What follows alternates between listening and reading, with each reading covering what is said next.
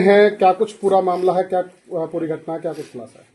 देखिए, जैसा कि आप सभी को मालूम है, 25-26 तारीख की रात को सेक्टर 28 में फरीदाबाद में एक फायरिंग का इंसिडेंट हुआ था, जिसमें कि बेसिकली हुआ ये था कि पहले एक कार का और बाइक का एक्सीडेंट हुआ था।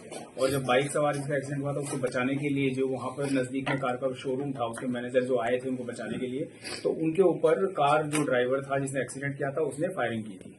और वहां से फिर वो मौके पे से फरार हो गए थे और उनको काफी उसमें फायरिंग इंजरी आई थी। तो उसके बाद में हमारी कल सुबह ये मुकदमा दर्ज हुआ और उसके बाद में हमारी क्राइम ब्रांच सेक्टर 30 की टीम ने तुरंत इसमें काम किया और विद इन एक दिन के अंदर अंदर ही उनको कल शाम को अरेस्ट कर लिया हमने अपराधियों को। इसमें कि दोनों एक्यूज जो हैं जिन्हें पकड़ा गया है, एक है पुनीत सन ऑफ गजेंद्र जो कि वृंदावन मथुरा का रहने वाला है, हाल यहाँ पे सेक्टर 31 में करंटली रहता है फरीदाबाद में। और दूसरा उसमें सुरजीत सन ऑफ भगवान गुप्ता जो कि बलिया यूपी का रहने वाला है और अभी वो पल्ला फरीदाबाद में गांव एतमादपुर में रहता है। तो ये दोनों एक्यूज को कल गिरफ्तार कर लिया गया है, जिसमें कि गोली जो चलाई थी वो पुनीत ने चलाई थी। पुनीत जो है ये 28 वर्ष का है, इसने LLB की पढ़ाई की हुई है, वैसे बीड़ी का गोदाम है इसका, लेकिन ये बेसिकली इसका क्रिमिनल रिकॉर्ड भी है। पहले ये एक बार 420 के मुकदमे में गाजियाबाद में भी इसके ऊपर मुकदमा है, वहां पर अरेस्ट हो चुका है। साथ ही यहाँ पे एक हर्ट केस में भी इसके ऊपर फरीदाबाद में मुकदमा दर्ज है। सुरजीत जो है ये 10th पास है, 26 वर्ष इसकी आयु है और ये IDFC बैंक के लिए रिकवरी एजेंट का काम करता है। इसका कोई क्रिमिनल रिकॉर्ड नहीं है। इन लोगों ने दोनों ने नशा किया हुआ था, इन्होंने ड्रिंक कर रखी थी और उसी नशे की हालत में इन्होंने बाइक सवार को टक्कर मारी।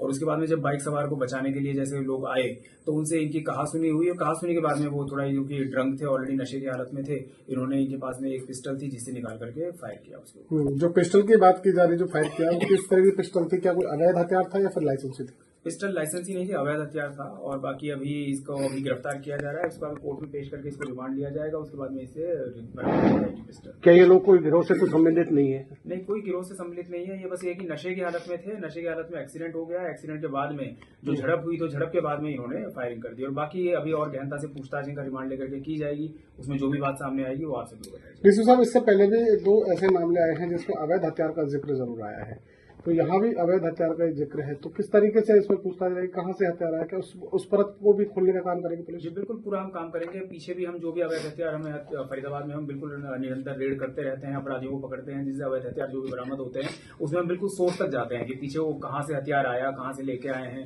और पीछे और भी सारे उनको पकड़ा भी जाता है जो कि सप्लायर होते हैं उस तरीके से। तो इस केस में भी पूरी कार्रवाई की जाएगी, बिल्कुल पता लगाया जाएगा कहाँ से इन्होंने हथियार लिया और उसके ऊपर पूरी कार्रवाई की जाएगी। दोनों आरोपी गिरफ्तार कर लिए गए, अब आगामी कार्रवाई क्या कुछ पुलिस की द्वारा की जा रही है? अब इनको कोर्ट में पेश करके रिमांड लिया जाएगा, उसके बाद में इनसे अभी जो हथियार है उसकी बरामदगी करनी है और बाकी और गहनता से पूछताछ की जाएगी और भी जो भी बातें सामने आएंगी उसके अनुसार कार्रवाई की। जो घायल था उसकी कैसी कंडीशन था फिलहाल? घायल अभी ठीक है, उसका नाम राजप्रीत है।